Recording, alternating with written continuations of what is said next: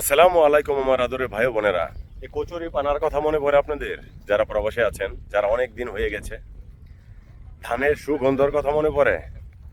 এই যে ধান পাকে, যে ধানের একটা গন্ধ আছে। আপনি সাইডে দাঁড়ালে আজকে এই গন্ধটা পাইলাম, আমি ভাল লাগছে।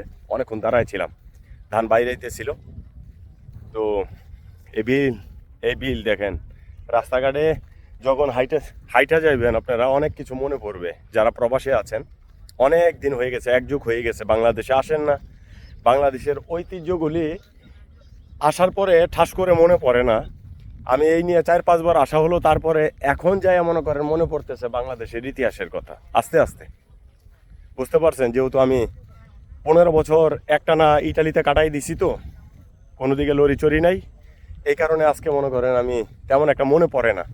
কিন্তু বাংলাদেশের এই মাটির রোডঘাট, আগে রোডঘাট দেখলে মনে পড়তো যে কীরকম। ঠিক আছে, আমরা তো ইউরোপে পাকা কোনো মাটি পাওয়াই যায় না, সোজা কথা। মাটি হলো যেদিকে চাষাবাদ করে ওই দিকে থাকে।